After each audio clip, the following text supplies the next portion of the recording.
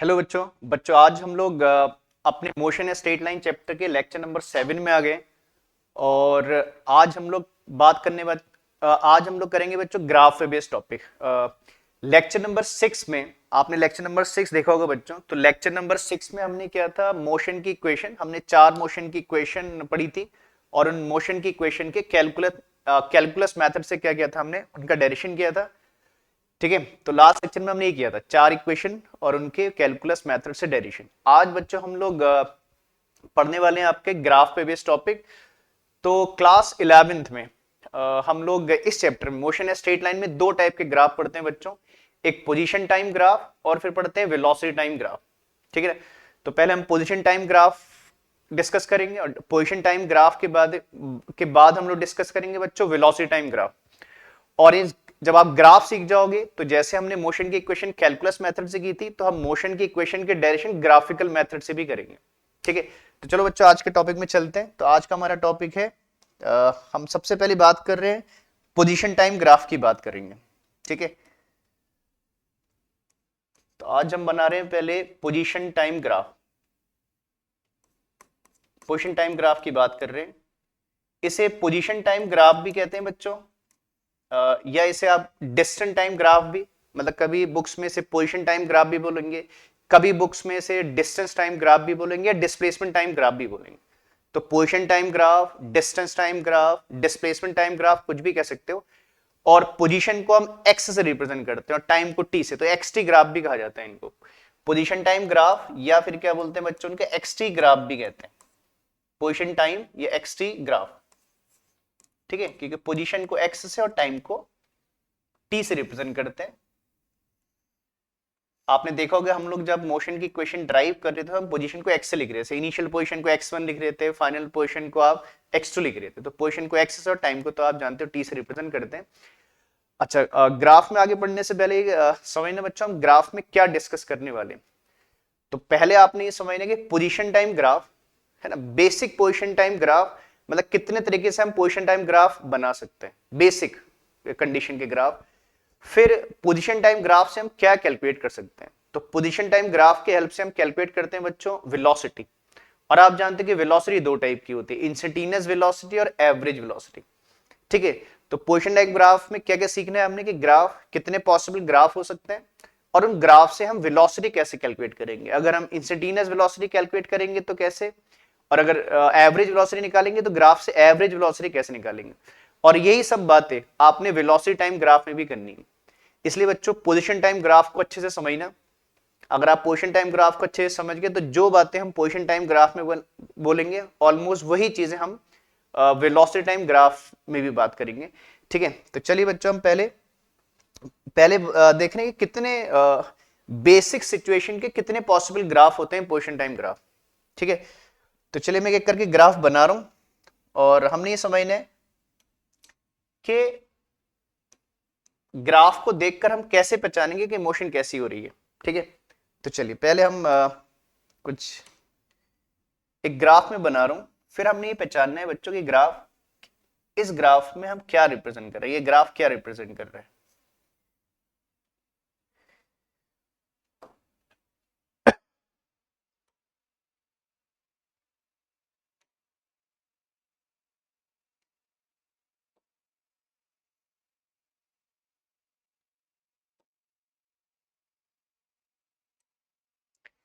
ठीक है, अच्छा एक बात सुनिएगा बच्चों, ग्राफ बनाते टाइम दो बातों का ध्यान, मतलब एक बात का आपने ध्यान देना है। देखो हम लोग ग्राफ में क्या दिखाने जा रहे हैं, पोजीशन और टाइम। ठीक है, पोजीशन को हम एक्स से रिप्रेजेंट कर रहे हैं, टाइम को टी से रिप्रेजेंट कर रहे हैं। अब हमारी दो एक्सेस हैं, एक हॉरिजॉन्टल एक्सेस और एक वर्टिकल एक्सेस है। ठीक है, तो आपने देखना है कि पोजीशन को किस एक्सेस पे प्लॉट करोगे और टाइम को किस एक्सेस पे प्लॉट करोगे। ठीक है, तो जब भी आप ग्राफ बनाने जा रहे हो तो आपने देखना है किन क्वांटिटी के बीच में ग्राफ बना रहे हो, उन दो क्वांटिटी में कौन सी क्वांटिटी डिपेंडेंट है और कौन सी क्वांटिटी इंडिपेंडेंट है। ठीक है, तो आप समझते हो बच्चों कि पोजीशन एक डिपेंडेंट क्वांटिटी है जो किस पर डिपेंड करती है, टाइम पर डिपेंड करती है। टाइम वेरी करेगा, पोजीशन वेरी करेगी। और टाइम एक इंडिपेंडेंट क्वांटिटी, टाइम कभी भी किसी क्वांटिटी पर डिपेंड नहीं करता है। हर कुछ टाइम पर डिपेंड करता है, टाइम किसी पर भी डिपेंड नहीं करता है। ठीक है, तो ग्राफ बनाते टाइम अगर दो क्वांटिटी के बीच में ग्राफ बना रहे हो तो आप चेक करिए कौन सी क्वांटिटी डिपेंडेंट है और कौन सी क्वांटिटी इंडिपेंडेंट है। जैसे हमारे केस में पोजीशन डिपेंडेंट है और टाइम क्या है, इंडिपेंडेंट है।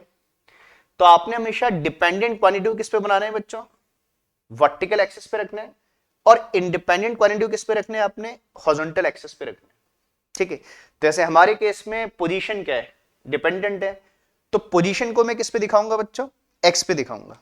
ठीक है, पोजीशन को मैं एक्स पे रखूंगा और टाइम को मैं किस पे रखूंगा, सॉरी पोजीशन को वाई एक्सिस पे रखूंगा और या वर्टिकल एक्सिस पे रखूंगा, और टाइम को किस पे रखूंगा, हॉरिजॉन्टल एक्सिस, या आप इसे एक्स एक्सिस कह सकते हो। तो चलिए, तो यहां पर हम क्या लिख रहे हैं, एक्स पोजीशन को रिप्रेजेंट कर रहे हैं, टी टाइम को रिप्रेजेंट कर रहे हैं। ठीक है, तो डिपेंडेंट क्वांटिटी वर्टिकल एक्सिस पर, इंडिपेंडेंट क्वांटिटी आपने रखनी है किस पर, हॉरिजॉन्टल एक्सिस पे रखनी है। चलिए, अब मैं ग्राफ बना रहा हूं और हमने समझना है ग्राफ क्या रिप्रेजेंट कर रहे हैं। अब हम एक ग्राफ प्लॉट कर रहे हैं बच्चों। ठीक है, अब हमने समझना है ग्राफ, ये ग्राफ क्या रिप्रेजेंट करेगा। ठीक है, हमारा ग्राफ क्या रिप्रेजेंट कर रहा है। ठीक है, तो ग्राफ ये है बच्चों। ठीक है, तो पोजीशन टाइम ग्राफ आपका देख रहे हो कि हमने एक हॉरिजॉन्टल लाइन ड्रॉ की है।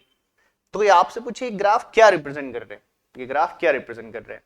ठीक है, तो आप देख रहे हो बच्चों कि ग्राफ हॉरिजॉन्टली प्रोसीड कर रहे हैं। देखो ग्राफ में जो भी मूवमेंट है, जैसे मान लो इस ग्राफ को ए बी बोल दो, ठीक है ना, मैं इन पॉइंट को ए और बी नाम दे देता हूं। जैसे मान लो ये पॉइंट ए है और ये पॉइंट क्या है, बी। ठीक है, तो आपसे बोले कि ए बी ग्राफ क्या रिप्रेजेंट कर रहे हैं। तो देखो आप देख रहे हो कि जब हम ए से बी की तरफ जा रहे हैं, तो देखो हमारा मूवमेंट हॉरिजॉन्टल है, मींस ठीक है, हम ए से बी की तरफ जा रहे हैं तो टाइम तो क्या कर रहा है, बढ़ रहा है। और टाइम तो वैसे भी हमेशा वेरिएबल चीज है, टाइम हमेशा क्या होता है, इंक्रीज ही करता है, डिक्रीज होता नहीं टाइम। तो ग्राफ ये दिखा रहा है कि आपका जो ए से बी की तरफ हम जब जा रहे हैं तो टाइम तो चेंज हो रहा है, लेकिन क्या चेंज नहीं हो रही। देखो वर्टिकल मूवमेंट कोई आपको दिख रहा है, वर्टिकल में कोई मूवमेंट नहीं दिख रहा है, इसका अंदर टाइम चेंज हो रहा है लेकिन क्या चेंज नहीं हो रही है, पोजीशन चेंज नहीं हो रही है ना। क्या हो रहा है, टाइम के साथ पोजीशन चेंज नहीं हो रही है। और अगर किसी ऑब्जेक्ट की पोजीशन टाइम के साथ चेंज ना हो तो बोलते हैं object is set to be in rest, है ना। स्टार्टिंग में याद होगा हमने इस चैप्टर के स्टार्टिंग में लेक्चर 1 में पढ़ा था बच्चों कि अगर किसी ऑब्जेक्ट की पोजीशन ऑन पासिंग टाइम अपनी सराउंडिंग या किसी ऑब्जर्वर के रेस्पेक्ट में चेंज ना हो तो object is set to be in rest. ठीक है, तो ये ग्राफ किसको रिप्रेजेंट कर रहा है, अगर ये किसी ऑब्जेक्ट की मोशन को रिप्रेजेंट कर रहा है तो दिखा रहा है कि ऑब्जेक्ट टाइम तो चेंज हो रहा है लेकिन उसकी पोजीशन चेंज नहीं हो रही है। तो ग्राफ किसको रिप्रेजेंट कर रहा है बच्चों, रेस्ट को रिप्रेजेंट कर रहा है। ठीक है, तो यहां पर आप कह सकते हो, ठीक है, कि ग्राफ किसके लिए, रेस्ट के लिए, क्योंकि position do not changes with time, that means the object is in rest. ठीक है, चलिए फर्स्ट ग्राफ ये है बच्चों। ठीक, अब बात करते हैं सेकंड सिचुएशन की। ठीक है, अब मैं एक सेकंड सिचुएशन का ग्राफ बना रहा हूं। ठीक है, चलिए मैं इसी ग्राफ में थोड़ा सा चेंज कर दूंगा बच्चों ना, इसी ग्राफ में हम क्या करेंगे, थोड़ा सा चेंज कर लेंगे।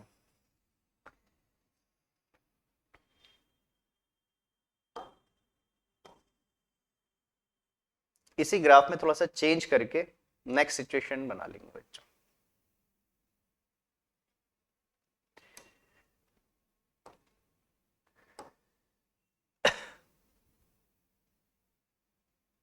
ठीक है, अब हम पहले मैं ग्राफ बना दे रहा हूं बच्चों, फिर समझते हैं ग्राफ क्या रिप्रेजेंट कर रहा है।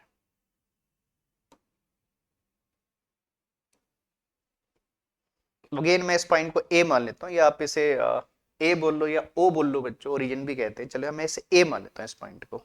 ठीक है, तो इस बार देखो ये ए भी मान लेते हैं, या इस पॉइंट को ओ भी कह सकते, तो रेफरेंस पॉइंट को ओ भी कहते हैं। चलो मैंने ए मान लिया, उससे कोई बहुत बड़ा मैटर नहीं है बच्चों इसमें। ठीक है, तो देखिए अब कोई आपसे बोले कि भाई ये सेकंड ग्राफ क्या रिप्रेजेंट कर रहे हैं। अब देखो आपका बच्चों, अगर आप ए से बी की तरफ जा रहे हो तो देखो आप हॉरिजॉन्टली भी मूव कर रहे हो, मूवमेंट हॉरिजॉन्टल भी है, ग्राफ आगे भी जा रहा है और ग्राफ ऊपर को भी जा रहा है। तो जब ए से बी की तरफ जाएंगे तो मूवमेंट पोजीशन में भी है, मूवमेंट किसमें, टाइम में भी है। इसका मतलब अब पोजीशन टाइम के साथ क्या हो रही है, चेंज हो रही है। पोजीशन टाइम के साथ चेंज हो रही है। अच्छा, पोजीशन के चेंज होने के भी दो तरीके हैं बच्चों। हो सकता है पोजीशन टाइम के साथ यूनिफॉर्मली चेंज हो रही है, टाइम के साथ नॉन यूनिफॉर्मली चेंज हो रही हो। तो अगर आपका ग्राफ स्ट्रेट लाइन है तो स्ट्रेट लाइन ग्राफ ये दिखाता है कि पोजीशन टाइम के साथ यूनिफॉर्मली चेंज हो रही है। अगर यही ग्राफ कर्व हो जाए तो पोजीशन फिर नॉन यूनिफॉर्मली चेंज होगी। मतलब straight line graph uniform change को दिखाते और कर्व नॉन यूनिफॉर्म चेंज को दिखाते। तो हमारा जो ग्राफ है स्ट्रेट लाइन है, तो हम बोलेंगे जब ऑब्जेक्ट ए से बी में जा रहा है, ये ग्राफ ए से बी की तरफ जब जा रहा है तो ये ग्राफ ये दिखा रहा है कि पोजीशन टाइम के साथ यूनिफॉर्मली चेंज हो रही है। पोजीशन टाइम के साथ क्या हो रही है? यूनिफॉर्मली चेंज हो रही है। और अगर किसी ऑब्जेक्ट की पोजीशन टाइम के साथ यूनिफॉर्मली चेंज हो रही है, ठीक ना, तो कहते हैं क्या है बच्चों कि ऑब्जेक्ट कांस्टेंट स्पीड से मूव कर रहे हैं। हमने पढ़ा था ना कि कांस्टेंट या यूनिफॉर्म स्पीड ऐसे भी कह सकते हो। तो हमने एक पीछे आपको याद होगा डेफिनेशन पढ़ी थी बच्चों स्टार्टिंग में कि an object is said to be moving with constant speed if its position changes equally in equal intervals of time. और ये स्ट्रेट लाइन ग्राफ ये दिखा रहा है कि इक्वल टाइम में पोजीशन इक्वली चेंज हो रही है। तो बच्चों ग्राफ किसको रिप्रेजेंट कर रहा है? कांस्टेंट स्पीड को रिप्रेजेंट करेगा। Object is moving with constant speed because the position changes uniformly with time. Uniform कैसे पहचाना बच्चों? मैंने स्ट्रेट लाइन देखकर पहचाना, ठीक है। तो किसको रिप्रेजेंट कर रहा है? कांस्टेंट स्पीड को रिप्रेजेंट कर रहा है। ग्राफ रिप्रेजेंट कर रहा है कि ऑब्जेक्ट जो है वो कैसे मूव कर रहा है बच्चों? कांस्टेंट स्पीड से मूव कर रहा है,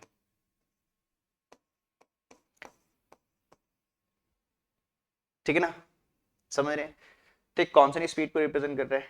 चलिए अब एक ग्राफ और, मैंने कहा मैं ग्राफ बेसिक जो सिचुएशन उसके ग्राफ बना रहा हूं, मिक्स सिचुएशन के ग्राफ हम नहीं कर रहे बच्चों। चलिए एक ग्राफ और बना लेते हैं, थर्ड ग्राफ देखते हैं, ठीक है। थोड़ा सा इनको शिफ्ट कर लेते हैं बच्चों ना इस ग्राफ को, या चलिए इसके साइड में ही बना देंगे। एक सेकंड बच्चों, थोड़ा सा इनको एडजस्ट कर लेते हैं थोड़ा सा इन ग्राफ को। मैं समझूंगा तीनों ग्राफ एक ही जगह पे बना दे जिससे आपको है ना समझने में आसानी रहे। तो थोड़ा सा मैं ग्राफ को एडजस्ट कर लेता हूं।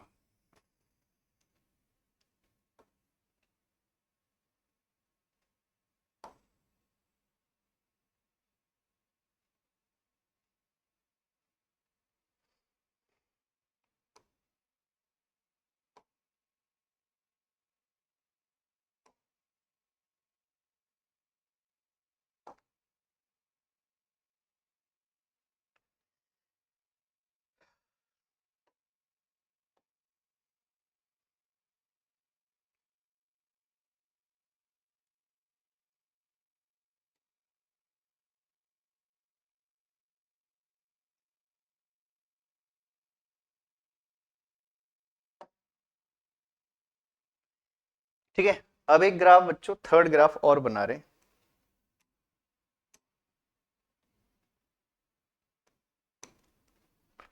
अब समझने कि इस ग्राफ में क्या हो रहा है।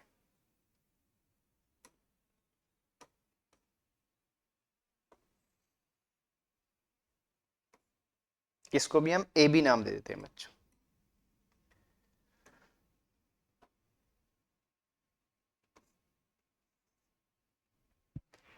ठीक है, अब थर्ड सिचुएशन ऐसी है बच्चों, ठीक है।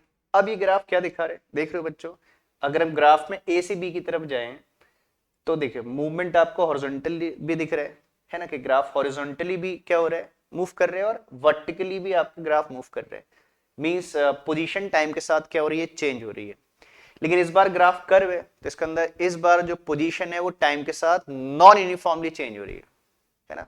मैंने अभी बोला कि स्ट्रेट लाइन यूनिफॉर्म चेंज को दिखाते हैं जबकि कर्व नॉन यूनिफॉर्म चेंज को दिखाते हैं। तो पोजीशन चेंज हो रही है। इन दोनों ग्राफ में क्या सिमिलरिटी है? कि यहां भी पोजीशन चेंज हो रही है, यहां भी पोजीशन चेंज हो रही है टाइम के साथ। डिफरेंस क्या है? कि यहां पोजीशन यूनिफॉर्मली चेंज हो रही है और यहां पोजीशन नॉन यूनिफॉर्मली चेंज हो रही है। और आप जानते हो बच्चों, अगर किसी ऑब्जेक्ट की पोजीशन नॉन यूनिफॉर्मली चेंज हो टाइम के साथ तो it is said to be moving with non uniform speed या वेरिएबल स्पीड भी कहते हैं। एक ही बात है, नॉन यूनिफॉर्म को वेरिएबल कहते हैं और यूनिफॉर्म को कांस्टेंट भी कहते हैं, ठीक है। तो इसका मतलब इस ग्राफ में ये ग्राफ ये रिप्रेजेंट कर रहा है कि ऑब्जेक्ट कैसे मूव कर रहा है? वेरिएबल स्पीड से मूव कर रहा है। वेरिएबल स्पीड से ऑब्जेक्ट क्या कर रहा है? मूव कर रहा है।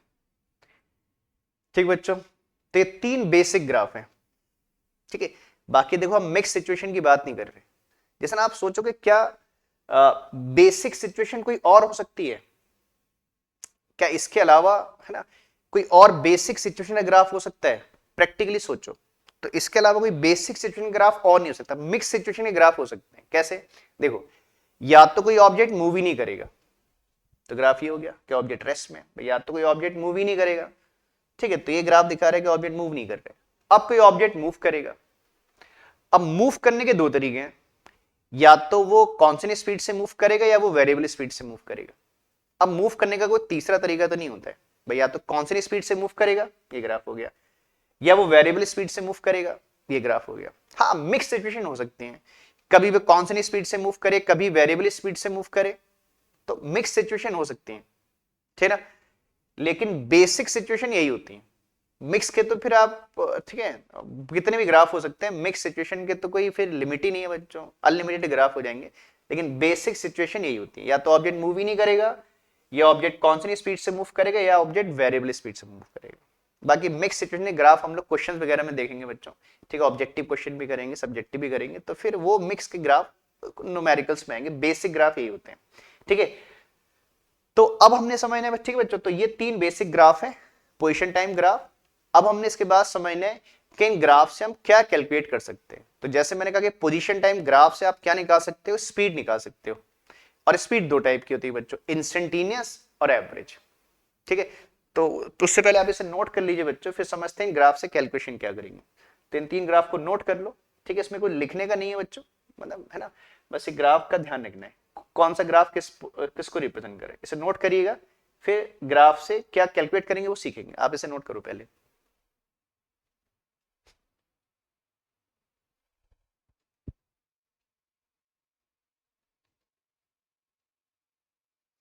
ठीक है, नोट कर लिया होगा बच्चों। चलो अब बात करते हैं कि पोजीशन टाइम ग्राफ से हम स्पीड कैसे निकालेंगे, है ना, पोजीशन टाइम ग्राफ से हम स्पीड कैसे कैलकुलेट करेंगे।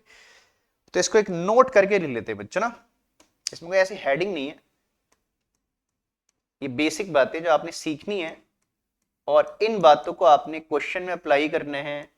और जब हम लोग अभी ग्राफिकल मेथड से मोशन की इक्वेशन ड्राइव करेंगे, तो इन बातों को हम यूज करेंगे जब हम सीखने वाले हैं बच्चों, ठीक है।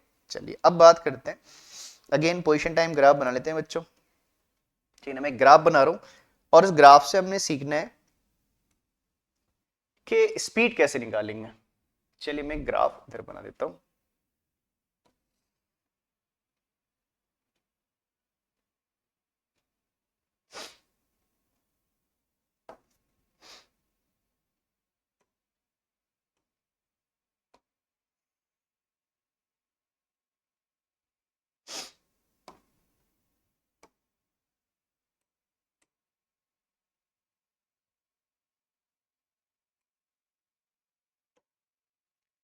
बाकी समझ गए बच्चों, इधर क्या दिखाओगे आप, एक्स पोजीशन लिखोगे, इधर क्या लिखोगे, टाइम लिखोगे। चलो इस बार मैं रेफरेंस पॉइंट को ओ मान लेता हूं, ठीक है, इसे ओरिजिन भी कहते हैं, रेफरेंस पॉइंट भी कहते हैं, ठीक है। ये आपका पॉइंट नंबर 1 है।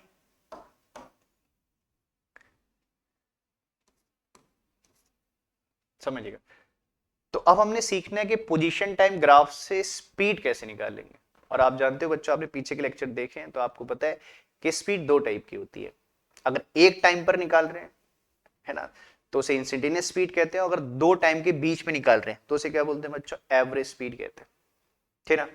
और इंस्टेंटेनियस कैसे निकालते हैं मैथमेटिकली, और वो कैसे निकालते हैं सब पीछे हम लोग पढ़ चुके हैं, बाकी न्यूमेरिकल में आगे यूज करेंगे बच्चों। चलिए पहले मैं ग्राफ बना देता हूं बच्चों ना। मान लीजिए हमारे पास एक ग्राफ है,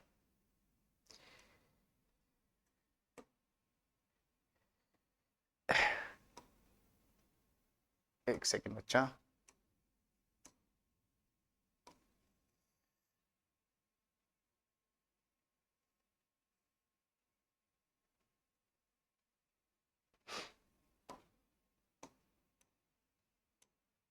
ठीक है। इसको कुछ मान लेते हैं, चलिए ओए ग्राफ मान लेते हैं ना, इसको मान लेते हैं ओए ग्राफ, ठीक है बच्चों। तो हम एक ग्राफ गिवन है जिसको मैंने ओए बोल दिया, पोजीशन टाइम ग्राफ है। अच्छा, अब जैसे ये ग्राफ क्या रिप्रेजेंट कर रहा है बच्चों कि जो स्पीड है वो क्या है आपकी कांस्टेंट है या यूनिफॉर्म स्पीड है। स्पीड क्या है, कांस्टेंट है। अब आप जानते हो बच्चों जब स्पीड कांस्टेंट होगी, जब स्पीड कांस्टेंट होगी तो मींस हर पॉइंट पे आपकी स्पीड क्या होगी, सेम होगी। ठीक है, तो कोई आपसे पूछेगा अगर मेरी स्पीड कांस्टेंट है तो इंस्टेंटेनियस स्पीड और एवरेज स्पीड सेम होंगे कि डिफरेंट होंगे। अगर कोई ऑब्जेक्ट कांस्टेंट स्पीड से मूव कर रहा है, अगर मैं उसकी इंस्टेंटेनियस स्पीड निकालूं और फिर उसकी एवरेज स्पीड निकालूं तो दोनों सेम आएंगे कि डिफरेंट आएंगे। ठीक है, तो इसका आंसर है बच्चों कि दोनों स्पीड सेम आएंगी। क्यों? क्योंकि ऑब्जेक्ट की स्पीड चेंज ही नहीं हो रही है। जैसे मान लीजिए कोई भी कार है और मान लीजिए कुछ 10 सेकंड के लिए मूव करती है और उन 10 सेकंड में उसकी स्पीड 60 है, तो t इक्वल टू 0 पर भी स्पीड 60 है, t इक्वल टू 1 पर भी स्पीड 60 है, t इक्वल टू 2 पर भी स्पीड 60 है। हर पॉइंट पे उसकी स्पीड क्या है, 60 है। तो अगर आप किसी पर्टिकुलर पॉइंट पे स्पीड निकालोगे तो भी 60 आएगी, और अगर आप दो पॉइंट के बीच में स्पीड निकालोगे तो भी क्या आएगी, 60 आएगी बच्चों, क्योंकि स्पीड चेंज ही नहीं हो रही है। ठीक है, तो जो उसकी इंस्टेंटेनियस स्पीड आएगी वही उसकी एवरेज स्पीड आएगी। तो जब कोई ऑब्जेक्ट कांस्टेंट स्पीड से मूव कर रहा होता है, जब कोई ऑब्जेक्ट क्या कर रहा होता है, कांस्टेंट स्पीड से मूव कर रहा होता है, तो फिर उसकी एवरेज स्पीड और इंस्टेंटेनियस स्पीड सेम ही होती है। तो फिर हम उसे एवरेज और इंस्टेंटेनियस नहीं बोलते, सिंपल क्या बोलते हैं, स्पीड बोलते हैं। जब कांस्टेंट स्पीड होगी तो फिर आप इंस्टेंटेनियस एवरेज नहीं बोलोगे बच्चों, उसके पीछे कोई लॉजिक नहीं है, सिंपल आप स्पीड बोलोगे। ठीक है, तो इस ग्राफ से, जैसे आपको ग्राफ गिवन है और कोई आपसे बोले कि स्पीड बता दिए, फिर आप उस स्पीड को चाहे इंस्टेंटेनियस बोलो एवरेज बोलो, एक ही मतलब है। ठीक है, तो अगर आपके पास एक ग्राफ है, पोजीशन टाइम ग्राफ है यूनिफॉर्म मोशन का, और अगर आपको स्पीड निकालनी है, ठीक है, तो कैसे निकालते हैं, तो कहते हैं बच्चों कि इस ग्राफ का आप क्या निकाल लीजिए, स्लोप निकाल लीजिए। क्या करिए, इस ग्राफ का स्लोप निकाल लीजिए। अगर इस ग्राफ का आप स्लोप निकाल लोगे तो स्लोप आपको क्या दे देगा, आपको स्पीड दे देगा। अच्छा बच्चों चलो एक बात ये भी आई इसमें कि किसी भी लाइन का स्लोप कैसे निकालते हैं, पहले थोड़ा स्लोप की बात कर लेते हैं, क्योंकि यहां पर एक टर्म आ रही है स्लोप।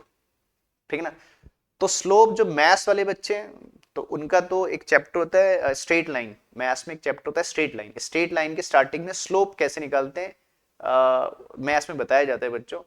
ठीक है, और यहाँ तो हमारे मैथ्स वाले बच्चे भी और बायो वाले बच्चे भी हैं, तो बच्चों समझो कि स्लोप क्या होता है, क्योंकि जब भी आप ग्राफ की बात करोगे तो स्लोप की बात बार बार आएगी। तो थोड़ा स्लोप को क्लियर कर लेते हैं, तो किनारे में मैं स्लोप बता दे रहा हूँ और फिर इसमें वापस आएंगे, क्योंकि ग्राफ में जाने से पहले स्लोप समझना जरूरी है बच्चों। चलो मैं साइड में स्लोप के बारे में पहले बताया तो आपको कि स्लोप क्या होता है। ठीक है ना, क्योंकि अगर आपने स्लोप टर्म नहीं समझी बच्चों तो फिर यहां पर कुछ बातें आप नहीं समझ पाओगे। तो मैं साइड से स्लोप बता देता हूं, फिर इस ग्राफ में वापस आ जाएंगे। ठीक है,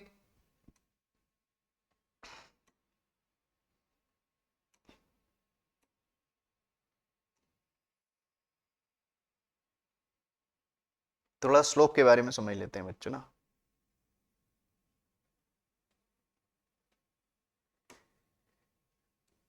एक सेकंड।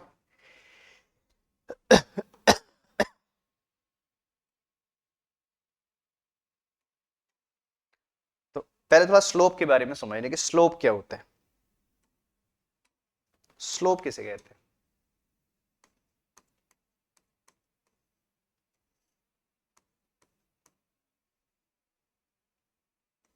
बिना स्लोप के फिर दिक्कतें होंगी बच्चों ग्राफ में। तो पहले हम समझते हैं कि स्लोप क्या होता है। ठीक है, वैसे स्लोप मैथ्स में पढ़ाया जाता है मैंने कहा, ठीक है, लेकिन ठीक है, फिजिक्स तो बायो वाले भी बच्चे पढ़ रहे हैं, मैथ्स वाले बच्चे भी पढ़ रहे हैं, और मैथ्स वाले बच्चे भी स्लोप को आगे जाकर पढ़ेंगे। मैथ्स में स्टार्टिंग में तो मैथ्स में कुछ और टॉपिक होते हैं, आगे जाके, और हमारा तो भी आपका ठीक है सेकंड चैप्टर ही है, फिजिक्स में जल्दी यूज हो जा रहा है इस टाइम का। तो स्लोप क्या होता है, अगर इसे पूरा पढ़ें तो इसे बोलते हैं स्लोप ऑफ अ लाइन। हम बेसिकली स्लोप किसका निकालते हैं बच्चों, किसी लाइन का निकालते हैं। ठीक है, स्लोप किसका निकालते हैं, किसी लाइन का निकालते हैं। तो इसे अगर पूरा पढ़ोगे तो बोलोगे स्लोप ऑफ अ लाइन। ठीक है, तो अब किसी लाइन का स्लोप कैसे निकालते हैं, तो मैं एक लाइन ड्रॉ कर रहा हूं और समझते हैं उसका स्लोप कैसे निकालेंगे। ठीक है बच्चों, तो इसके लिए हम एक लाइन वगैरह ड्रॉ कर लेते हैं। पहले मैं क्या करता हूं, चलिए कोऑर्डिनेट एक्सिस ड्रॉ कर लेता हूं।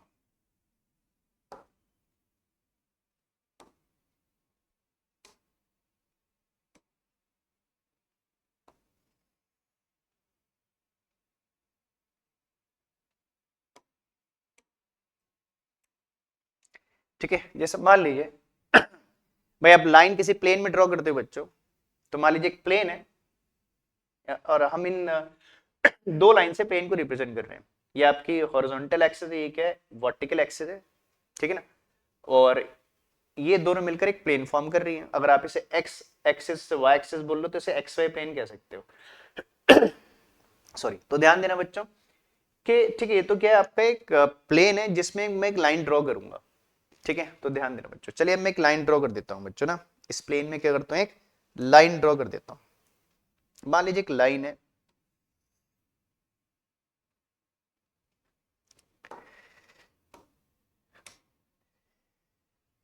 ठीक है, एक लाइन है, इस प्लेन में एक लाइन है, ठीक है ना। और मुझे इस लाइन का क्या निकालना है बच्चों, स्लोप निकालना है। हमने कहा कि स्लोप किसका निकालते हैं, किसी लाइन का निकालते हैं।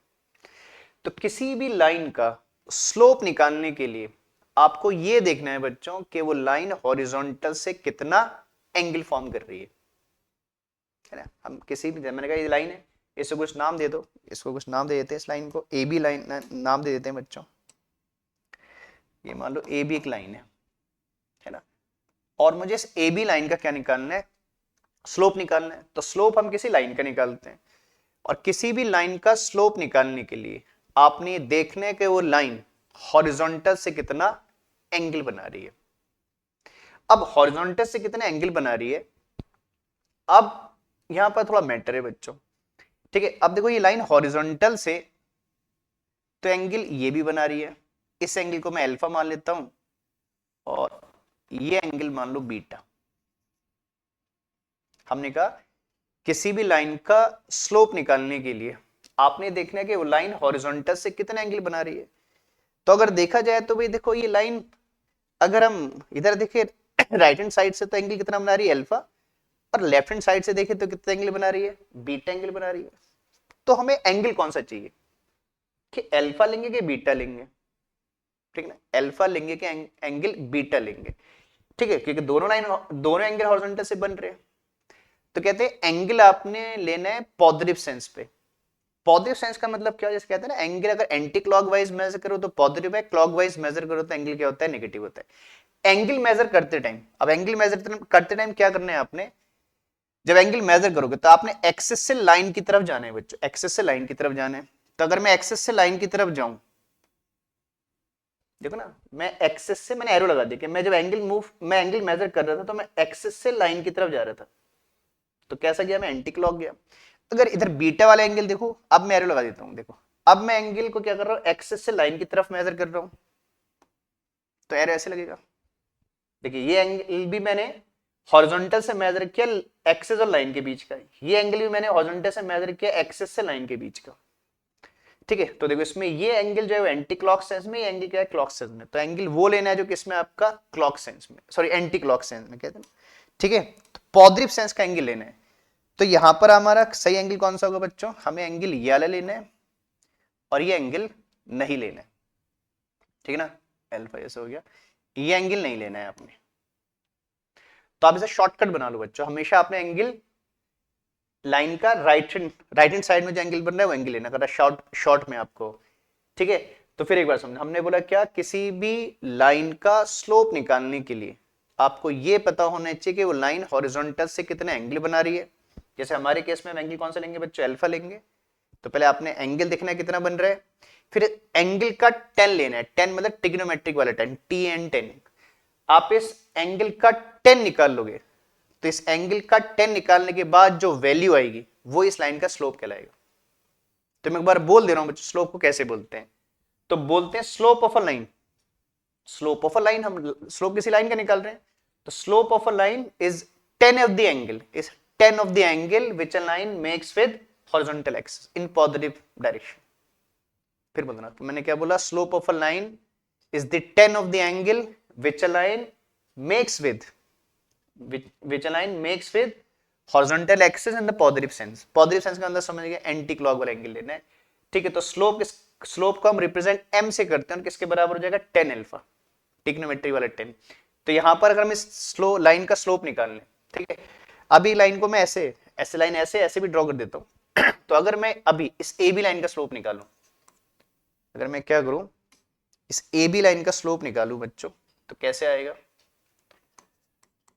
तो slope of line A B, अभी जो मैंने ए बी लाइन ड्रॉ कर रखी है, इस डायग्राम को थोड़ा सा मैं छोटा कर देता हूं बच्चों ना, क्योंकि ग्राफ में आप जब तक स्लोप नहीं समझोगे ना बच्चों, आपको दिक्कत रहेगी। तो स्लोप को समझना जरूरी है ग्राफ में।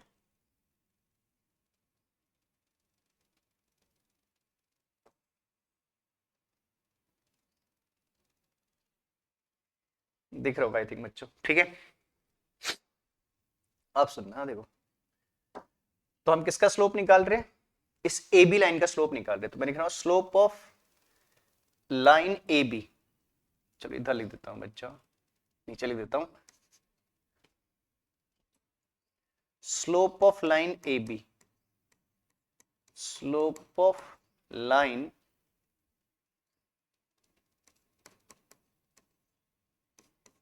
ए बी इज, तो इस लाइन का जो स्लोप है, स्लोप को इन जनरल एम से रिप्रेजेंट करते हैं बच्चों, स्लोप को एम से रिप्रेजेंट किया जाता है, और किसके बराबर होगा? tan of the angle with this line makes with the horizontal axis in the positive sense, that is alpha। ठीक है, मैंने कहा ये वाला एंगल लेना है बच्चों, वाला एंगल लेना है, ठीक है? तो इस तरीके से आपका उस लाइन का स्लोप आ जाएगा। सो फॉर एग्जांपल मान लीजिए अगर ये एंगल 45 डिग्री है, फॉर एग्जांपल मान लेते हैं एंगल 45 डिग्री लाइन बना रही है, तो 10 45 कितना होता है बच्चों? 1, तो इस लाइन का स्लोप कितना आ जाएगा? 1 आ जाएगा। इसी तरीके से मान लो 60 डिग्री एंगल होगा, अगर अल्फा 60 हो जाए तो 10 60 आप जानते हो बच्चों √3 हो जाएगा, तो स्लोप कितना हो जाएगा? √3 हो जाएगा। ठीक है, समझ रहे हैं? चलो इस लाइन को मैं एक तरीके से और ड्रॉ कर देता हूं बच्चों ना, इसी लाइन को एक तरीके से और ड्रॉ कर देते हैं, ठीक है? स्लोप में पॉजिटिव, स्लोप में नेगेटिव।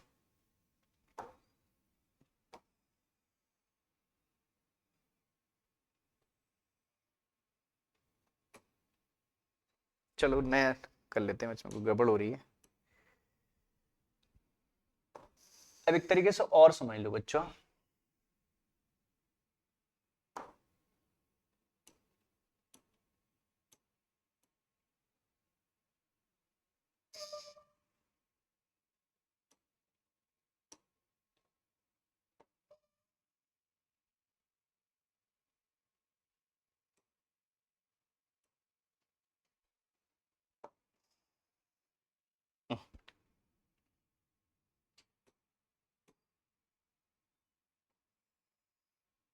एक सेकेंड बच्चों, कुछ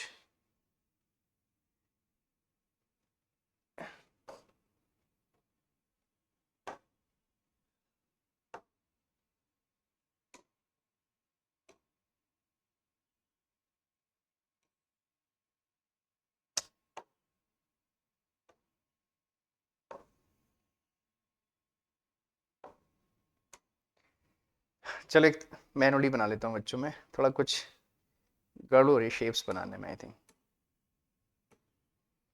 चलिए मैनुअली बना लेते हैं।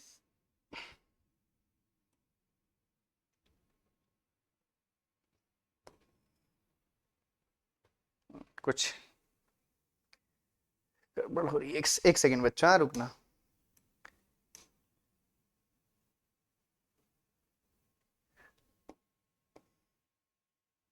अब ठीक,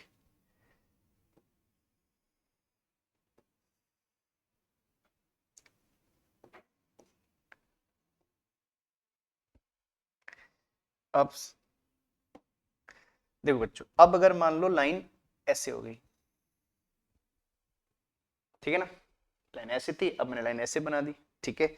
इस लाइन को कुछ नेम कर लेते हैं, मान लेते हैं चलिए ये लाइन है सी डी, ये मान लीजिए सी पॉइंट है,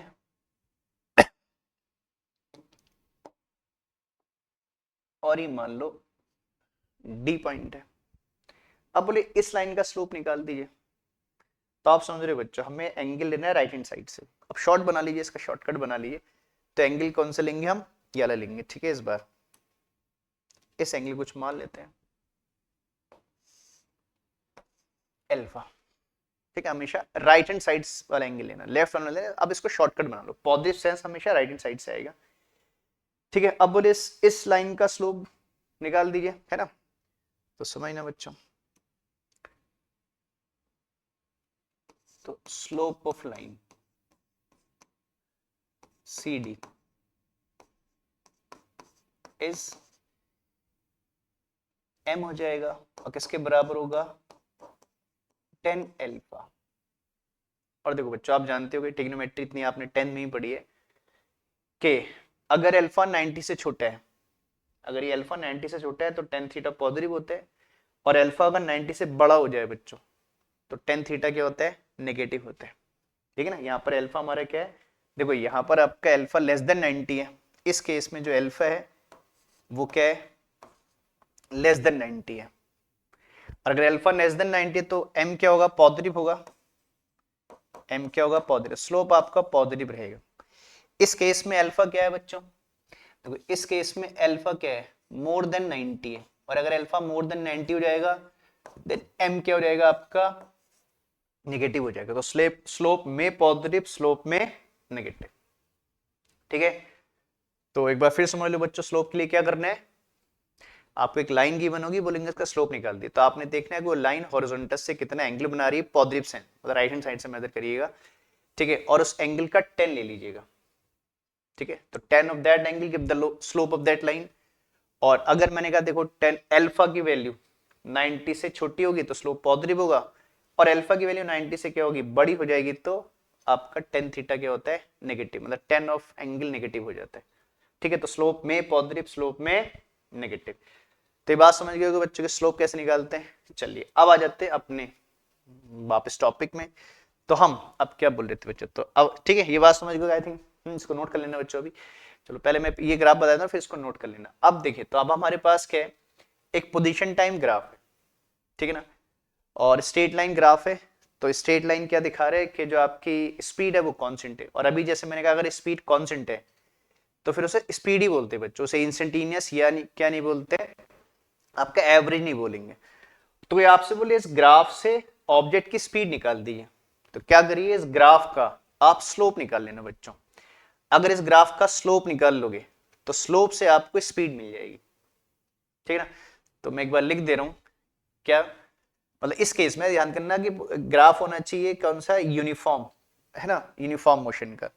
ठीक है, ऐसे लिख देता हूं, चलो मैं लिख देता हूं बच्चों, आपको ध्यान देगा, मैं लिख देता हूं in case of uniform motion, in case of uniform motion, अगर मोशन यूनिफॉर्म हो रही है, in case of uniform motion comma slope of xt graph, xt समझ रहे हो, position time, slope of xt graph, slope of xt graph gives, slope of xt graph gives speed. तो आपके इस ग्राफ के स्लोप से आपको क्या मिल जाएगी बच्चों, स्पीड मिल जाएगी। ठीक है ना, चलिए तो हम क्या करते हैं, तो अब मुझे इस ग्राफ का स्लोप निकालना होगा, तो मैं क्या करूंगा, तो मुझे देखना होगा ये जो OA लाइन है ये हॉरिजॉन्टल से कितना एंगल फॉर्म कर रही है, पॉजिटिव सेंस में।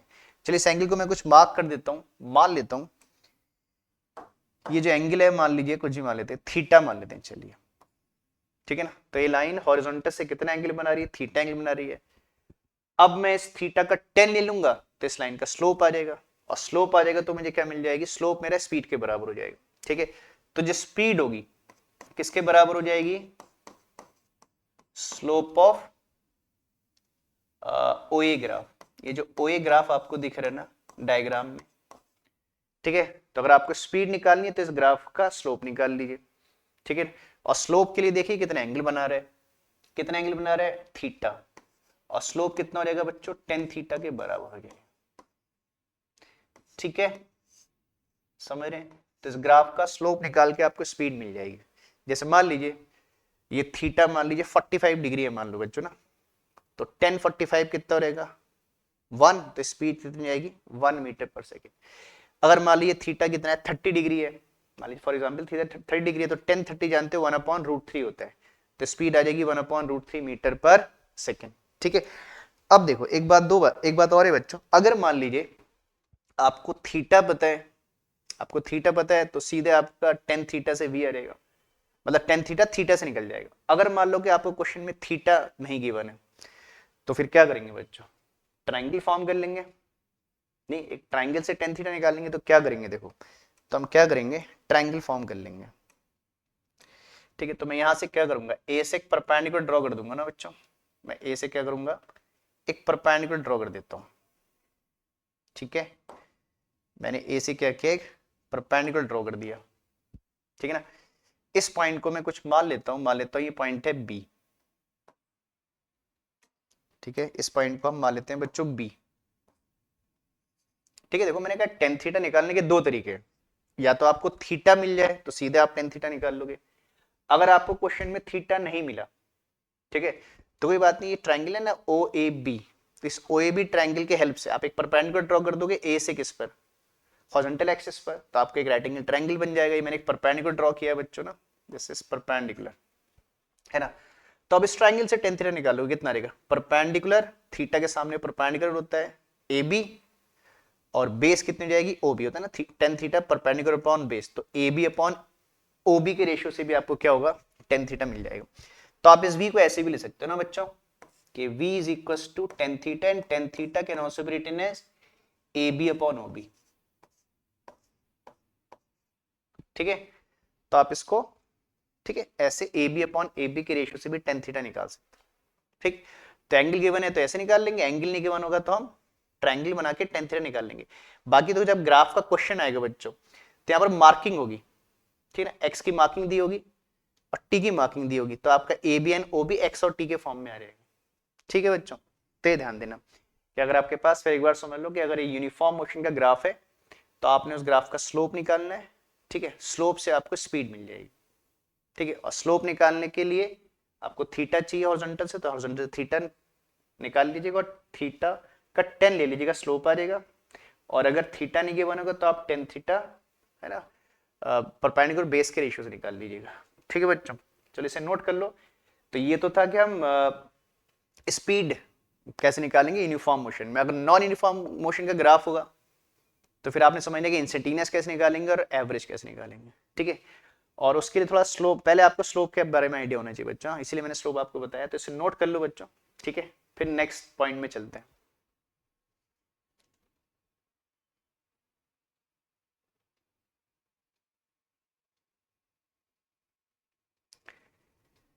ठीक है, चलो बच्चों, अब आ गया कि ये तो था कि अगर ग्राफ यूनिफॉर्म मोशन का है तो आपने स्पीड निकाल ली, अगर नॉन यूनिफॉर्म मोशन है तब क्या होगा। ठीक है ना, अब बात करते हैं सेकंड पॉइंट में, नॉन यूनिफॉर्म मोशन के लिए क्या होगा। ठीक है ना, सेकंड पॉइंट है कि अगर मोशन कैसी हो जाए, नॉन यूनिफॉर्म मोशन का ग्राफ आ जाए, तो चलिए एक नॉन यूनिफॉर्म मोशन का ग्राफ बना लेते हैं। ठीक है, नॉन यूनिफॉर्म मोशन का ग्राफ बना लेते हैं बच्चों।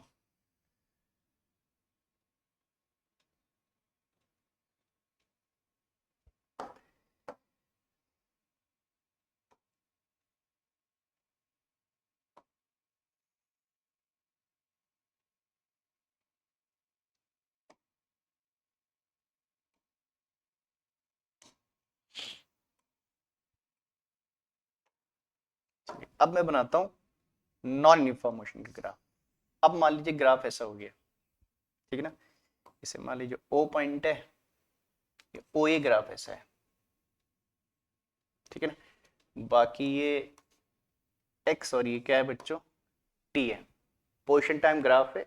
और हमने कहा ग्राफ अगर कर्व है तो कर्व ग्राफ ये दिखाता है कि आपकी जो मोशन है वो नॉन यूनिफॉर्म है, या जो आपकी स्पीड है उसे नॉन यूनिफॉर्म या वेरिएबल स्पीड भी कह सकते हो। तो स्पीड इस बार वेरिएबल है। अच्छा बच्चों, अगर स्पीड वेरिएबल है, ठीक है ना, कोई ऑब्जेक्ट वेरिएबल स्पीड से मूव कर रहा है तो उसकी एवरेज स्पीड अलग होगी और इंस्टेंटेनियस क्या होगी, डिफरेंट होगी, क्योंकि हर पॉइंट पे उसकी स्पीड चेंज हो रही है। तो एक पर्टिकुलर पॉइंट पे आप स्पीड निकालोगे डिफरेंट आएगी, और दो पॉइंट के बीच में निकालोगे तो स्पीड क्या आएगी, डिफरेंट आएगी। तो इट मींस इस बार इंस्टेंटेनियस स्पीड अलग होगी और एवरेज स्पीड अलग होगी। तो पहले समझते कि अगर ऐसा ग्राफ है तो इंस्टेंटेनियस स्पीड कैसे निकालेंगे और फिर एवरेज स्पीड कैसे निकालेंगे। अच्छा, इंस्टेंटेनियस स्पीड को बोलते हैं स्पीड एट एनी इंस्टेंट, या speed at any point, at any instant of time या एट एनी पॉइंट। ठीक है, तो चलिए हमको इस ग्राफ पे एक पॉइंट अज्यूम कर लेते हैं बच्चे। मान लो ग्राफ पे आपको एक पॉइंट दिया और बोला कि इस पॉइंट पे क्या बता दी, स्पीड बता दी। तो मैं क्या करता हूँ, इस ग्राफ पे एक पॉइंट मार्क कर लेता हूँ। जैसे मान लीजिए फॉर एग्जाम्पल मुझे एक पॉइंट गिवन है P, ठीक बच्चों, इस ग्राफ पर मुझे किसी ने एक पॉइंट दे दिया, P पॉइंट दे दिया, और हमसे कहा इस P पॉइंट पे क्या बताइए, स्पीड बता दीजिए। तो स्पीड एट अ पॉइंट पूछ रहे, तो मतलब कौन सी स्पीड है बच्चों, इंस्टेंटेनियस स्पीड है। तो आपने क्या करना है, ध्यान से सुनिएगा। तो जिस पॉइंट पर आपसे स्पीड पूछ रहे, ठीक है ना, उस पॉइंट पर एक टेंजेंट डाल दीजिएगा। क्या करेंगे, इस पॉइंट पर एक टेंजेंट डाल देंगे। चलिए मैं एक टेंजेंट डाल दे रहा हूं बच्चा। इस पॉइंट पे मैं क्या करूंगा, एक टेंजेंट ड्रॉ कर दूंगा। टेंजेंट समझते हैं सब बच्चे, एक लाइन जो इसको, इस पॉइंट को टच करते हुए पास होगी। तो इस पॉइंट को टच करते हुए, थोड़ा गड़बड़ हो गई बच्चों, एक सेकेंड ना, टच करते हुए पास करनी है। तो इस पॉइंट को टच करते हुए एक लाइन आपने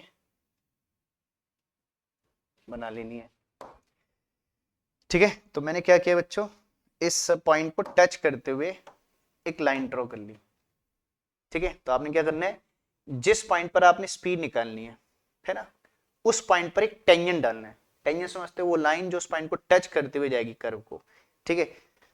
ठीक, तो आपने क्या करना है, फिर एक बार समझिए, हमसे क्या बोला कि हमको पोजीशन टाइम ग्राफ था और एक पॉइंट दिया और बोला उस पॉइंट पे स्पीड बता दी है, नोन एज इंस्टेंटेनियस स्पीड।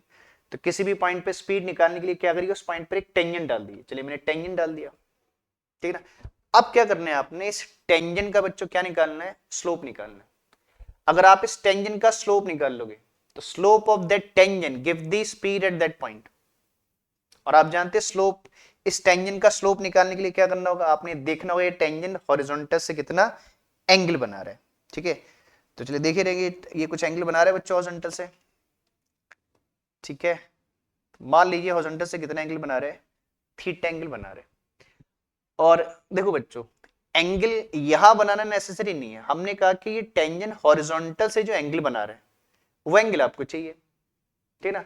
तो एंगल आप यहां भी बना सकते हो या उसी पॉइंट पर एक हॉरिजॉन्टल लाइन ड्रॉ कर लो। देखो हम ये बोल रहे हैं कि आपको टेंजेंट का एंगल चाहिए हॉरिजॉन्टल से, तो एक चॉइस और है आपके पास। आप चाहो तो बच्चों क्या कर सकते हो, यहां पर एक फ्रेश लाइन ड्रॉ कर सकते हो। देखो किस पॉइंट पर, इस पॉइंट पर एक लाइन ड्रॉ कर सकते हो। जैसे मैं इस पॉइंट पे भी एक लाइन ड्रॉ कर दूं, या मुझे एंगल हॉरिजॉन्टल तो चाहिए बच्चों, तो मैं एंगल कहीं से ही बना सकता हूं। तो इसी पॉइंट पे मान लो मैंने क्या कर दी, एक हॉरिजॉन्टल लाइन ड्रॉ कर दी, ठीक है ना। एक सेकंड बच्चा, चलो ऐसे कर लेते हैं।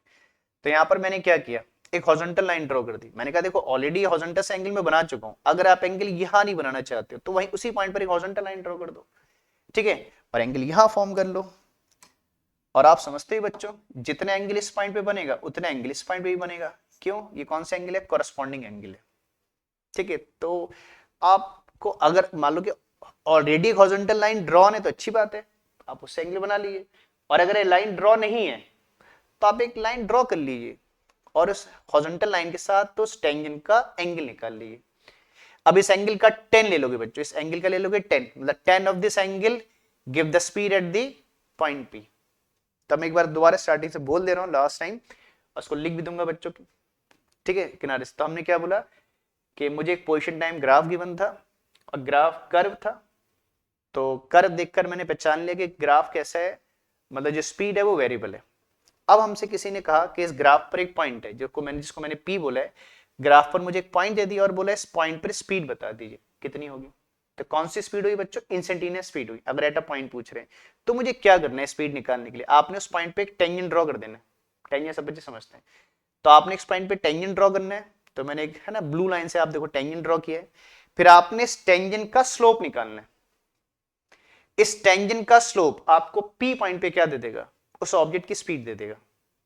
और इस टेंजेंट का स्लोप निकालने के लिए आपने क्या करना है, देखना है ये टेंजेंट हॉरिजॉन्टल से कितना एंगल बना रहे है नहीं।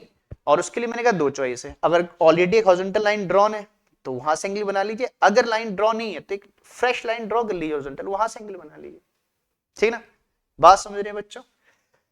तो इसको क्या बोलते हैं, तो मैं एक बार बोल दे रहा हूं, ध्यान सुनना। क्या बोलते हैं कि tangent at any point, tangent at any point, या कह सकते हो in case of non uniform motion, in case of non-uniform motion tangent at any point on a position time graph gives the instantaneous velocity at that point.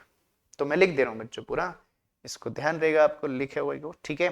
क्या बोलते हैं, in case of non uniform motion, in case of non uniform motion, अगर graph non uniform motion का है, in case of non uniform motion, slope of tangent at any point, slope of tangent, ये tangent कहां डाला है आपने, graph के किसी पॉइंट पे डाला है, तो क्या बोलते हैं, in case of uniform motion slope of tangent at any point,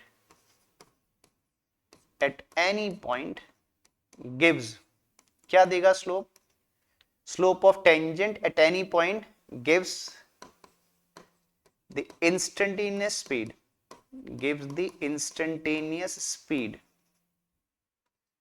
gives the instantaneous speed at that point, ठीक है। तो आपको उस पॉइंट पे क्या मिल जाएगी, इंस्टेंटेनियस स्पीड मिल जाएगी बच्चों, ठीक है ना। और स्लोप का मतलब, तो दैट इज, मेरा कौन सा पॉइंट है, P, तो देयरफॉर क्या बोलेंगे, वेलोसिटी एट पॉइंट P या स्पीड एट पॉइंट P, तो स्पीड एट पॉइंट, आप इसे वेलोसिटी भी कह सकते, एक ही बात है बच्चों, speed at point P is, इसे V एट P बोल देता हूं बच्चों, ठीक है। वेलोसिटी एट पॉइंट P किसके बराबर हो जाएगा, इस टेंजेंट के स्लोप के बराबर। और स्लोप के लिए आपने देखना है कि वो टेंजेंट हॉरिजॉन्टल से कितने एंगल बना रहे हैं, जो हमारे केस में थीटा है। और अगेन यहां पे वही बात है बच्चों, अगर आपको थीटा मिल जाए क्वेश्चन में, तो सीधे थीटा से आपका स्पीड आ जाएगी, या अगर आपको थीटा ना निकाल पाओ आप, तो फिर आप क्या करोगे, एक ट्रायंगल बना के टेन थीटा निकाल लोगे।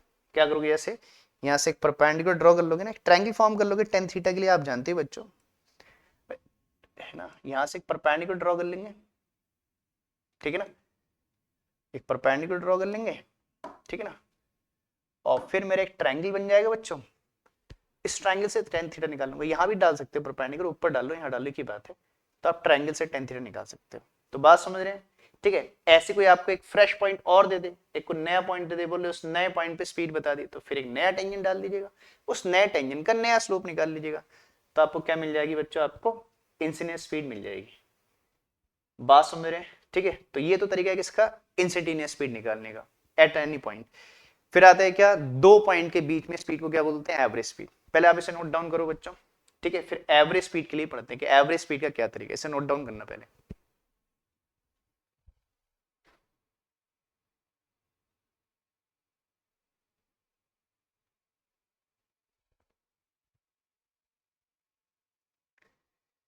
ठीक है, नोट कर लियोगे बच्चों।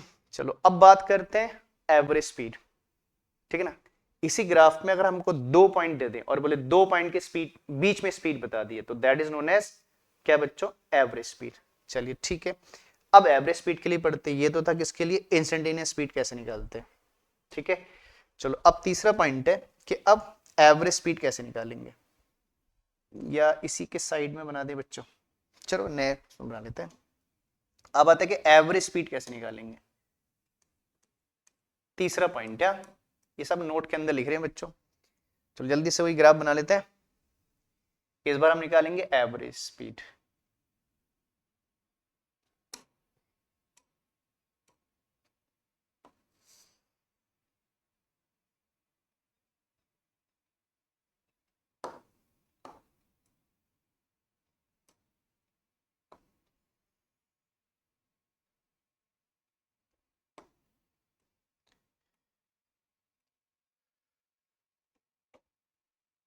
This is time axis, this is position axis, ठीक है।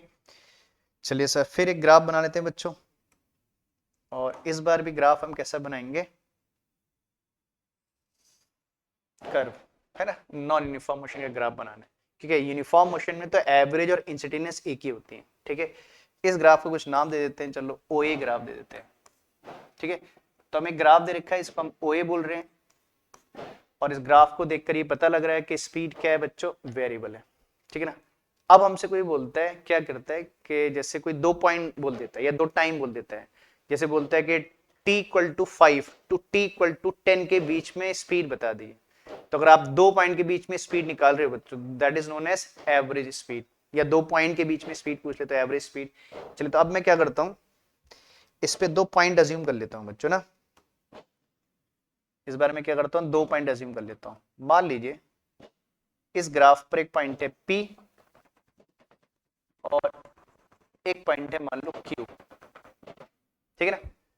तो ग्राफ पर हमें क्या दिए, दो पॉइंट दे दिए। जैसे मान लो T1 टाइम पर आपका P पॉइंट है और T2 टाइम पर आपका Q पॉइंट, मतलब ऑब्जेक्ट T1 टाइम पर P पॉइंट पर था और T2 टाइम पर कहां है, Q पॉइंट पे चला गया। तो बोले कि P और Q के बीच में स्पीड बता दीजिए। तो अब क्या करना है, इस बार टेंजेंट नहीं डालना है बच्चों, ध्यान देना।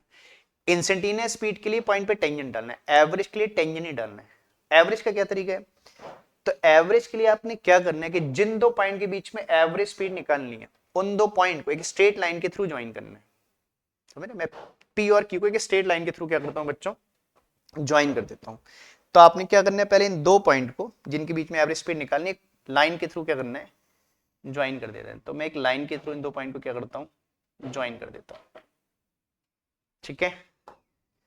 तो आपने एक लाइन के थ्रू उन पॉइंट को क्या कर देना है, ज्वाइन कर देना है, ठीक है। This is called line joining the points P and Q। आपने एक लाइन के थ्रू इन दो पॉइंट को ज्वाइन कर दिया। अब आपने क्या करना है, फिर समझ लो क्या बोला मैंने, कि आपको दो पॉइंट देंगे और बोलेंगे इन दो पॉइंट के बीच पे, या दो टाइम पर दो पॉइंट देंगे और बोलेंगे इन दो पॉइंट के बीच के एवरेज स्पीड बता दी। जो जिन दो पॉइंट के बीच के एवरेज स्पीड निकालनी है, पहले आपने उन दो पॉइंट को एक स्ट्रेट लाइन के थ्रू क्या करना है, ज्वाइन करना है। फिर आपने क्या करना है बच्चों, इस लाइन का क्या निकालना है, स्लोप निकालना है। तो आपने क्या करना है, इस लाइन का स्लोप निकालना है। और इस लाइन के स्लोप के लिए क्या चाहिए, मुझे ये पता होना चाहिए लाइन हॉरिजॉन्टल से कितना एंगल बना रही है, हॉरिजॉन्टल से कितना एंगल बना रही है। अब देखो एंगल, अब मुझे हॉरिजॉन्टल से एंगल चाहिए। अब ये हॉरिजॉन्टल लाइन को कहीं बाइसेक्ट तो नहीं कर रहा है बच्चों, तो क्या करेंगे, दो बातें, या तो आप इस लाइन को प्रोड्यूस कर लो या यहां पर एक नई लाइन डाल लो। चलो मैं दोनों बातें कर देता हूं। तो एक तो चॉइस ये, ठीक है, मुझे क्या करना है बच्चों, इस लाइन का स्लोप निकालना है। अगर मैं इस लाइन का स्लोप निकाल दूंगा तो मुझे P और Q के बीच की स्पीड मिल जाएगी। मतलब हर बार आपकी स्लोप से स्पीड आएगी। पिछली बार टेंजेंट के स्लोप से स्पीड आ रही थी, इस बार लाइन ज्वाइनिंग के स्लोप से स्पीड आएगी। तो मुझे क्या करना है फिर आपका, अब स्लोप के लिए मुझे पता होना चाहिए कि लाइन हॉरिजॉन्टल से कितना एंगल बना रही है।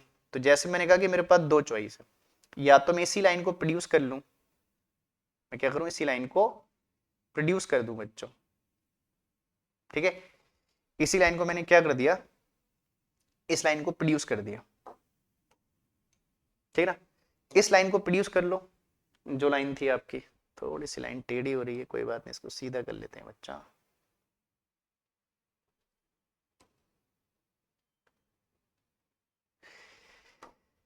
ठीक है, तो मैंने इसी जो PQ वाली लाइन थी इसको प्रोड्यूस कर लिया, और प्रोड्यूस करके मान लो ये एंगल बन गया कुछ, मान लेते हैं, जैसे मान ली ये एंगल है थीटा, ठीक है। तो ये PQ वाली लाइन हॉरिजॉन्टल से है ना, कितना एंगल बना रही है बच्चों, थीटा। इस थीटा का 10 ले लोगे, इस लाइन का स्लोप आ जाएगा, जो आपको इन दो पॉइंट के बीच की एवरेज स्पीड दे देगा। तो एक तो तरीका ये था कि आपने लाइन को प्रोड्यूस करके एंगल बना लिया। एक तरीका और था बच्चों, कोई बच्चा बोलता है नहीं मैं तो प्रोड्यूस नहीं करूंगा, तो वो कहता है कि मैं एक लाइन ड्रॉ कर लेता हूं, सॉरी, ये एक तरीका ही है कि इसी लाइन को प्रोड्यूस कर लो बच्चों, मतलब यहीं पर एक लाइन ड्रॉ कर लो, ठीक है ना, यहीं पर एक लाइन ड्रॉ कर लो, ठीक है। मैंने एक हॉरिजॉन्टल फ्रेश एक हॉरिजॉन्टल लाइन ड्रॉ कर ली बस, ठीक है। अब एंगल यहां बना लो, तो एक ही बात है बच्चों, है नहीं, जो एंगल यहां बनेगा वो एंगल यहां भी बनेगा, क्योंकि ये भी हॉरिजॉन्टल के साथ है, ये भी इसके पैरेलल है, दोनों एंगल कैसे कॉरेस्पॉन्डिंग। तो दो चॉइस है आपके पास, या तो लाइन को प्रोड्यूस करके एंगल बना लो, या एक फ्रेश लाइन ड्रॉ कर लो और उसके साथ एंगल बना लो। हमें एंगल हॉरिजॉन्टल से चाहिए उस लाइन का, ठीक है। चलिए अब, ठीक है बच्चों, बस ये आपको एंगल मिल गया। इस एंगल का स्लोप ले लोगे, आपको P और Q के बीच में क्या रहेगी, क्या मिल जाएगी, एवरेज स्पीड मिल जाएगी, ठीक है बच्चों। तो क्या बोलते हैं, एक बार बोल दे रहा हूं, तो क्या बोलते हैं, in case of uniform motion, in case of uniform motion, slope of the line joining the 2 points, slope of the line joining the 2 points on a position time graph gives average velocity between those points, those point मतलब जिनको आपने join करके line बनाई है, ठीक है बच्चों। तो मैं लिख देता हूं, ठीक है, कि आपको फर्दर बाद में पढ़ो तो आपको सब क्लियर रहे। तो क्या बोलते हैं, in case of uniform motion, uniform motion का ग्राफ है बच्चों, in case of uniform motion, in case of uniform motion, in case of uniform motion, slope of line joining the 2 points, slope of the line joining the 2 points on a position time graph, on a position time graph, चलो मैं XT ना लिखकर पूरा लिख दे रहा हूं, on a position time graph, क्या लिखा, slope of the line joining the 2 points on a position time graph gives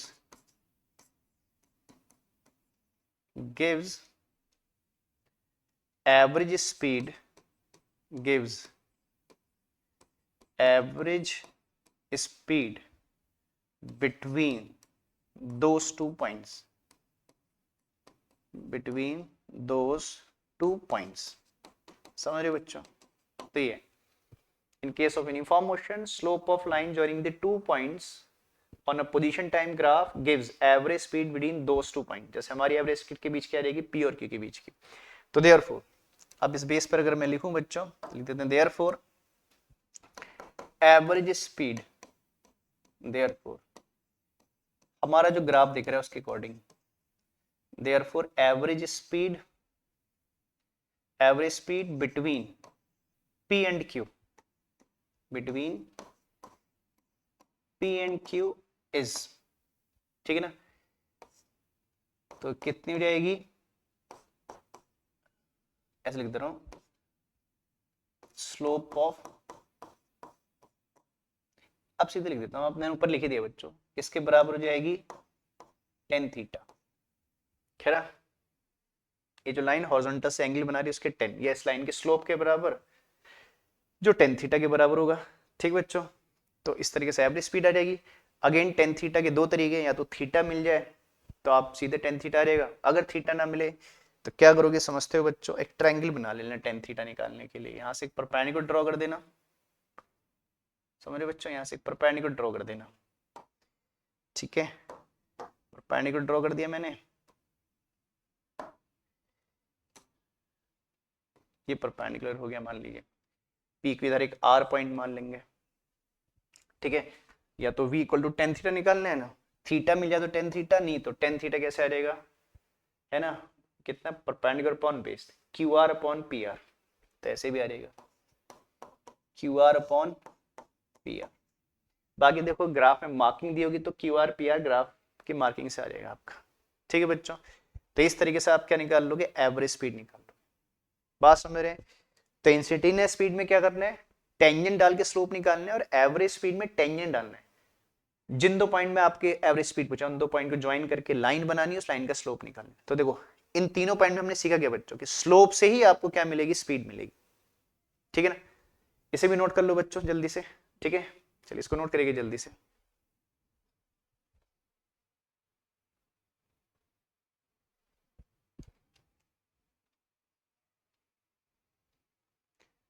तो ठीक है बच्चों, तो आज हमने बच्चों देखो क्या कर लिया, पोजीशन टाइम ग्राफ आप समझ गए कि पोजीशन टाइम ग्राफ, कितने पोजीशन टाइम ग्राफ पॉसिबल होते हैं, मैं दिखा देता हूं स्टार्टिंग से।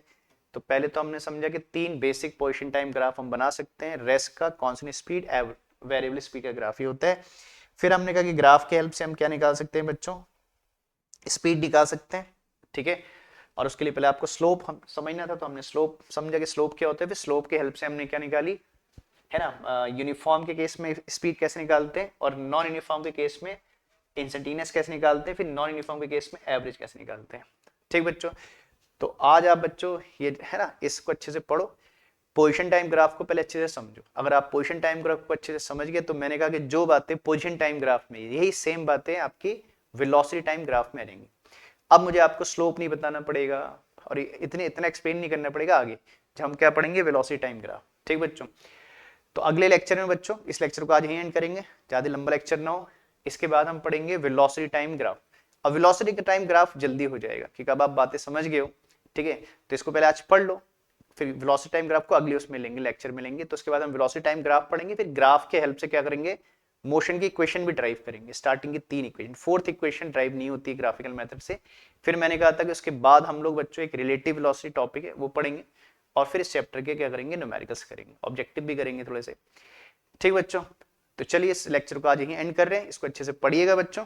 कोई डाउट होगा तो मैं आपसे बार बार कहता हूँ कि आप डाउट हुआ करे तो हमें बताया करो, और इन वीडियो को बच्चों अपने दोस्तों के साथ शेयर भी किया करो, या आपके जानने वाले जो भी बच्चे 11 12 जेईई नीट की प्रिपरेशन कर रहे हैं उनके साथ शेयर किया करो। ठीक बच्चों, और उनसे लाइक करने को बोलो, और किसी बच्चे ने सब्सक्राइब नहीं किया चैनल तो उनसे सब्सक्राइब करने के लिए भी बोला करो बच्चों। ठीक है, चलो बच्चों अब अगले लेक्चर में मिलेंगे। Take care, thank you. अब नेक्स्ट लेक्चर में जल्दी मिलेंगे। ठीक है, चलिए।